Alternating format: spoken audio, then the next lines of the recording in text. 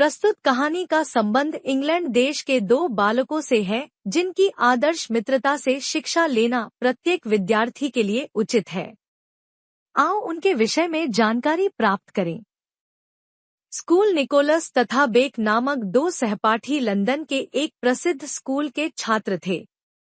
यद्यपि उनके स्वभावों में आकाश पाताल का अंतर था, तथापि वे अंतरंग मित्र थे। एक कायर था तथा दूसरा निर्भीक। एक परिश्रमी था परंतु दूसरा आलसी। एक सत्यवादी था परंतु दूसरा महाझूठा। फिर भी दोनों एक दूसरे पर जान छिड़कते थे। एक दिन उनकी कक्षा के कमरे में एक अद्भुत घटना घट गई। शिक्षक महोदय एक पाठ पढ़ा रहे थे तथा छात्र ध्यानपूर्वक सुन रहे थे। अचानक शिक्षक महोदय को किसी काम से कमरे से बाहर जाना पड़ा। निकोलस को उत्पात सूझा। उसने चारों ओर नजर डाली और कमरे की खिड़की का शीशा तोड़ डाला। यह देखते ही सभी छात्र सहम गए। निकोलस स्वयं भी भय के मारे कांपने लगा। जब शिक्षक महोदय वापस आए तो कमरे में सन्नाटा छाया हुआ था। चकित होकर उन्होंने चारों ओर देखा तो उन्हें खिड़की का टूटा हुआ शीशा दिखाई दे गया। वे क्रोध से लाल पीले होकर बोले, जिसने यह शीशा तोड़ा है वह खड़ा हो जाए। कोई उत्तर न पाकर वह एक एक विद्यार्थी के पास जाकर पूछने लगे। जब निकोलस से पूछा गया तो उसने अपना अपराध स्वीकार नहीं किया। निकोलस के साथ ही बेक बैठा था। जब उससे पूछा गया तो उसने अपने मित्र को बचाने हेतु शीशा तोड़ने का अपराध अपने ऊपर ले लिया। वह बोला, सर, यह भूल मैंने की है। मैं दंड का अधिकारी हूँ। शिक्षक महोदय ने बेक को कड़ा दंड दिया परंतु उसने चूक तक नहीं की। निकोलस यह देखकर लज्जा के मारे पानी पानी हो गया। जब छुट्टी हुई तो सभी छात्र बेक को घेरकर खड़े हो गए। सभी उसकी प्रशंसा कर रहे थे। मित्र हो तो ऐसा। निकोलस की आंखों से अश्रु बह रहे थे तथा वह स्वयं को धिक्कार रहा था। उसका गला रुंध गया था।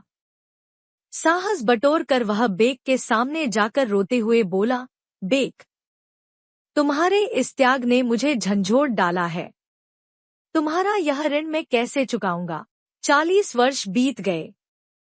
निकोलस एक न्यायालय का योग्य न्यायाधीश बन गया था तथा बेक सेना में एक कर्नल था। दोनों एक दूसरे से दूर थे परंतु निकोलस जब भी बेक के विषय में सोचता था तो उसका ऋण उसके मस्तिष्क में कौंध जाता था। वह ईश्वर से प्रार्थना करता था कि उसे इस ऋण से मुक्त होने का अवसर मिल जाए।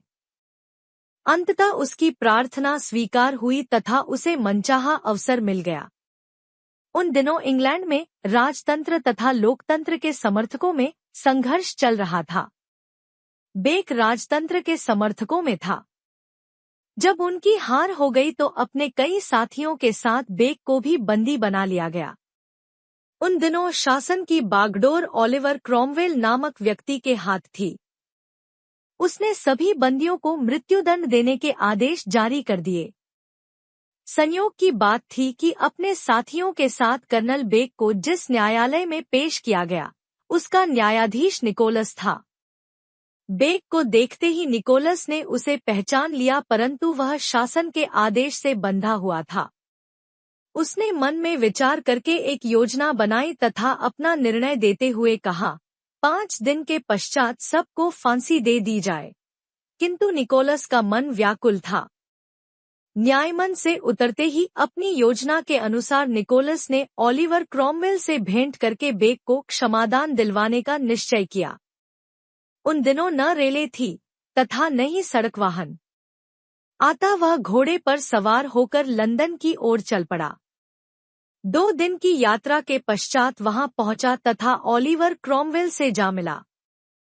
40 वर्ष पूर्व स्कूल में हुई घटना सुनाने के पश्चात निकोलस ने कहा, सर, उस मित्र का ऋण चुकाने हेतु मुझे आपकी सहायता की आवश्यकता है।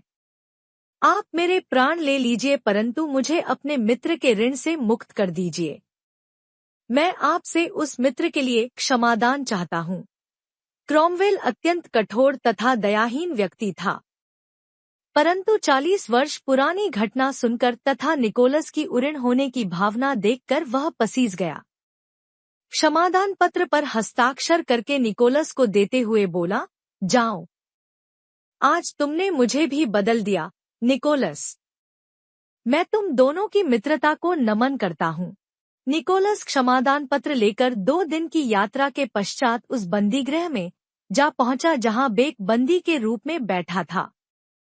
उसने क्षमादान पत्र उसके हाथ में थमाते हुए कहा, क्या मुझे भूल गए बेक?